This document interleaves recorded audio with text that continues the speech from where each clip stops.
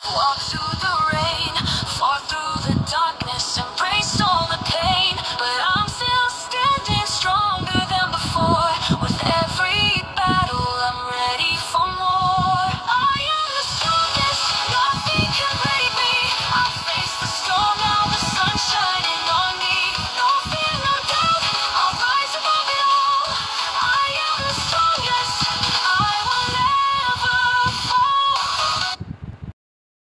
Sagutin natin itong akusasyon niya. Ang sabi niya dito, "Og dayagman kaayo nga ang pagtulunan sa Katoliko iya sa yawa." Sumala sa 1 Timoteo chapter 4 verse 1 to 3. Ang aral daw ng Katolik ay nagmumula sa masama. Ngayon, basahin natin ang ibinigay niyang Bible verse. 1 Timoteo chapter 4 verse 1 to 3. Maliwanag ang sinasabi ng Espiritu na sa mga huling araw ay iiwan ng ilan ang pananampalataya. Susunod sila sa mga mapandinlang na espiritu at sa mga katuruan ng mga demonyo. Ang mga katuruang ito'y pinalalaganap ng mga taong sinungaling at may mga manhid na budhi. Ipinagbabawal nila ang pag-aasawa at ang ilang uri ng pagkain, mga pagkain nilikha ng Diyos upang kaining may pasasalamat ng mga mananampalataya at nakakaunawa ng katotohanan.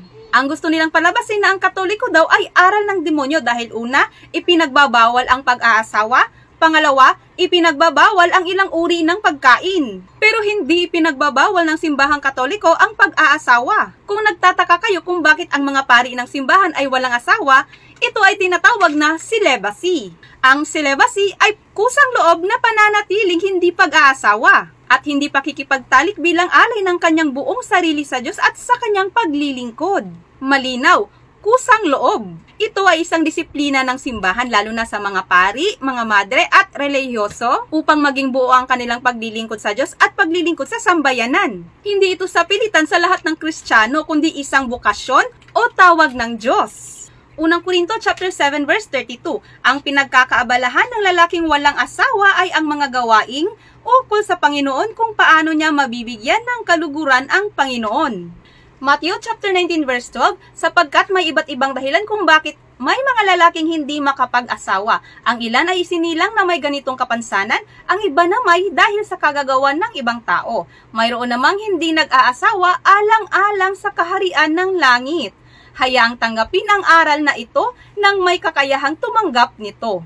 Kaya ang mga pari ng simbahang Katoliko ay walang asawa hindi dahil ipinagbabawal, kundi dahil ito ang kanilang malayang desisyon. Pinili nilang hindi mag-asawa upang maialay ng lubos ang kanilang mga sarili sa paglilingkod sa Diyos at sa simbahan. At malabong ipinagbabawal ng simbahang Katoliko ang pag-aasawa dahil sa katunayan, ang kasal ay isa sa 7 sakramento ng simbahan. Kaya paano ito magiging bawal? Itinuturing pa nga itong banal at itinataguyod pa nga ito ng simbahan. Ang pari pa nga mismo ang nagkakasal sa mag-partner. Sa totoo lang, hindi Katoliko ang nagbabawal mag-asawa. Hindi ba sa inyo bawal mag-asawa kung hindi ninyo kaanib?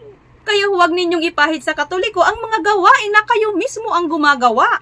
Dito naman tayo sa aral daw ng demonyo dahil ipinagbabawal daw ng Katoliko ang ilang uri ng pagkain. Ang tinutukoy kasi ng ibang reliyon kung bakit daw pinagbabawalan ang mga Katoliko na kumain ng karne tuwing Biyernes Santo. Pero hindi nila alam na ang pag-iwas sa karne tuwing Biyernes Santo ay isang uri ng penitensya at pag-aalay kay Kristo ay isang pansamantalang pag-aayuno lamang.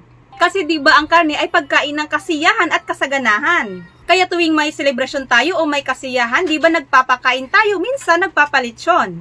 Pero tuwing Biyernes Santo ay pansamantalang pag-aayuno lamang. Kaya ang pag-iwas dito sa mahal na araw ay simbolo ng sakripisyo at pagkikiisa natin sa paghihirap ni Jesus. At alam nyo ba kung bakit binanggit ni Apostol Pablo dyan ang pag-aaral tungkol sa ipinagbabawal na ilang pagkain? Hindi dahil sa pansamantalang pag-aayuno. Ang ibig sabihin niya dyan ay ang ilang doktrina na tuluyang ipinagbabawal, ang ilang pagkain na para bang ito ay masama o marumi sa kalikasan. Iyon ang tinatawag ni Pablo na aral ng mga demonyo. Ang pagtuturo na ang mga biyayang nilikha ng Diyos ay masama. Diba kayo lang din naman ang nagtuturo na may mga ipinagbabawal na pagkain dahil itinuturing nyo pa ring marumi? Gaya ng baboy, dinuguan at iba pang pagkain. Kayo lang din mismo ang nagbabawal na kainin ang mga pagkain iyan. Matthew chapter 15 verse 11, ang nakakapagparumi sa isang tao ay hindi ang pumapasok sa bibig, kundi ang lumalabas sa bibig. Ito ang nagpaparumi sa isang tao. Kaya naman iyang mga lumalabas sa bibig ninyong mga paratang laban sa Katoliko, Ang paninira, kasinungalingan at maling akusasyon ang siyang tunay na nagpaparumi sa inyo. Hindi ang pagkain ng karne at pag-aayuno ang issue, kundi ang masamang intensyon at pananalitang puno ng galit at pagmamataas. Ang tunay na Kristiyano ay hindi basta salita ng salita, kundi pagsasalita ng katotohanan, pag-ibig at may galang sa kapwa. Kung nagustuhan niyang video natin ngayon, follow for more.